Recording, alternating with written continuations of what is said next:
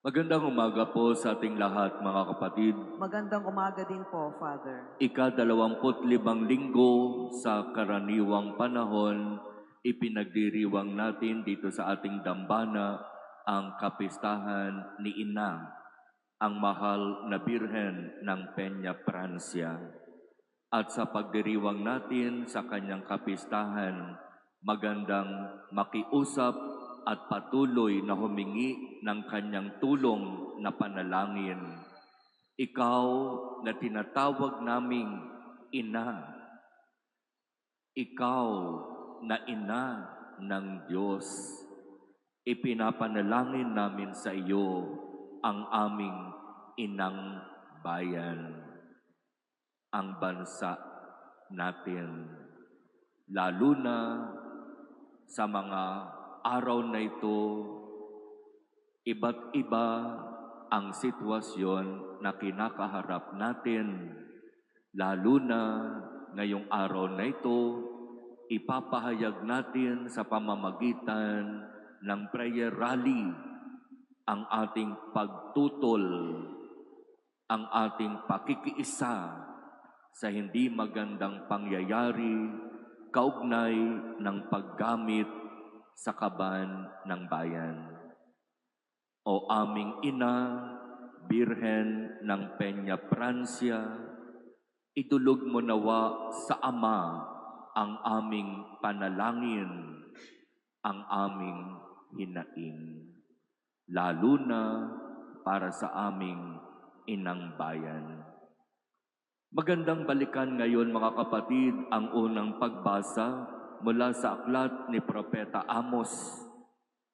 Akmang-akma ang ating mga pagbasa sa kung ano ang haharapin natin sa mga susunod na mga araw, sapagkat ang mga pagbasang ito ay nagpapaalaala sa atin kung papaanong dapat tayong maging responsable sa mga biyaya, sa mga yaman na ipinagkakatiwala ng Diyos sa atin. Si Propeta Amos ay isang propeta na ang kanyang pagpapahayag ay patungkol sa kung ano ang nangyayari sa lipunan. Kaya akmang-akma kasi ngayong araw na ito, tayo ay magpapahayag ng ating damdamin. Sinasabi ni Propeta Amos, pakinggan ninyo ito, kayong sumisikil sa nangangailangan at kayong umaapi sa mga dukha.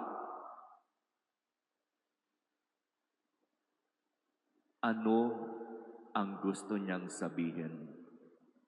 Sobra na kayo, masyado na kayong nagnakaw, nagmalabis. Ang sabi ninyo sa inyong sarili, inip na kaming matapos ang araw ng pamamahinga. Hindi tuloy namin maipagbili ang aming mga inani. Kailan ba matatapos ang araw ng pamamahinga para mailako namin ang mga trigo? Tataasan namin ang halaga. Gagamit kami ng maling takalan at dadayain namin sa timbang ang mga mamimili. Di ba pareho rin? Yung sinasabi ni Propeta Amos tungkol sa mga ginagawa ng mga taong mapang-api, mapagmalabis, magnanakaw, na kahit ang araw ng pamamahinga ay gusto nilang matapos agad para makapaggawa sila ng mga dagdag pang mga pagpaplano kung papaano sila mandaraya, kung papaano sila magmamalabis, at kung papaano sila magnanakaw. Kung pwede lang madaliin ang araw ng pamamahinga para mas marami silang oras para mandaya at magnakaw.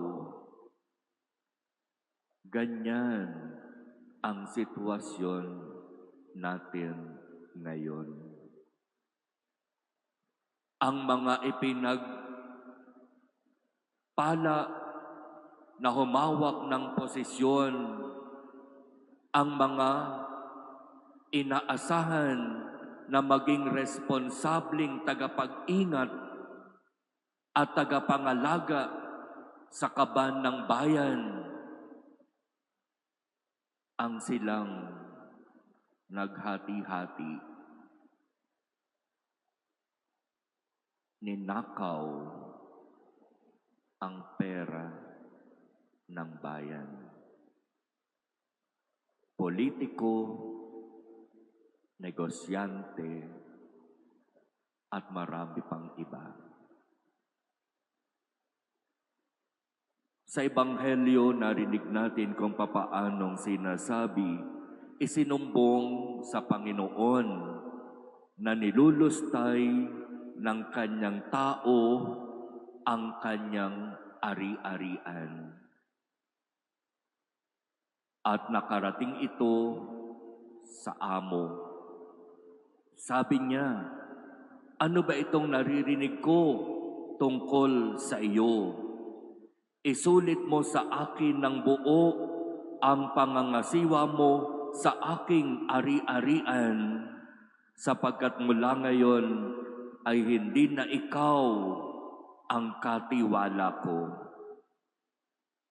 Isulit mo sa akin ng buo ang pangangasiwa mo sa aking ari-arian.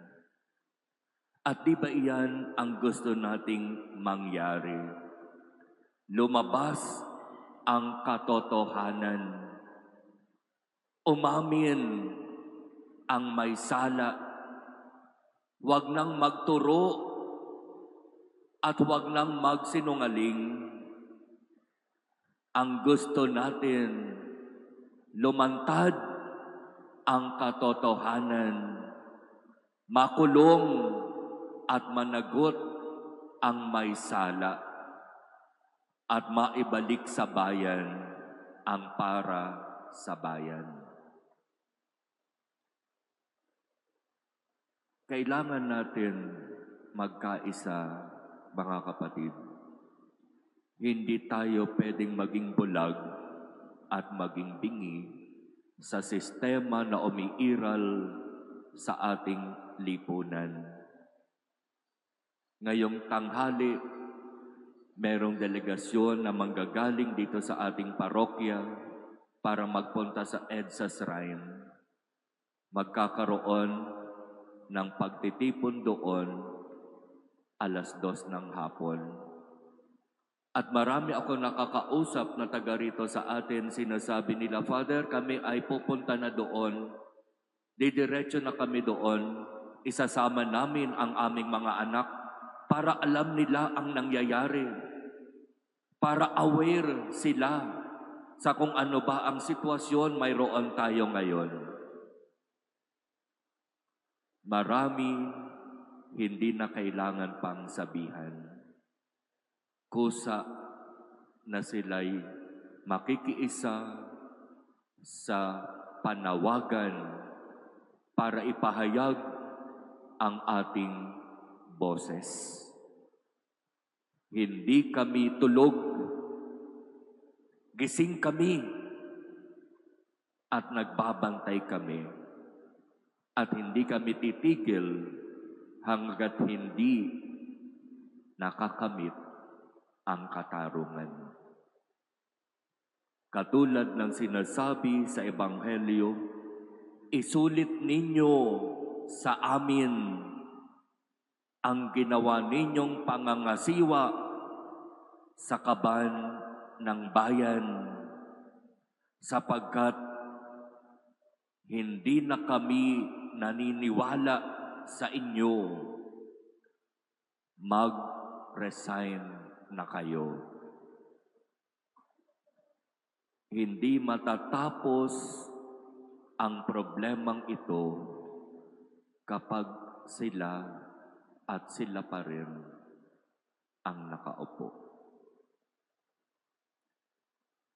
Nagbitiw ang Speaker of the House pero hindi nangangahulugan, absuelto na siya. Kailangan natin ang katotohanan. At ito nawa ang ipagkaloob sa atin ng Diyos sa tulong ng panalangin ng ating mahal na ina, Birhen ng Peña Francia.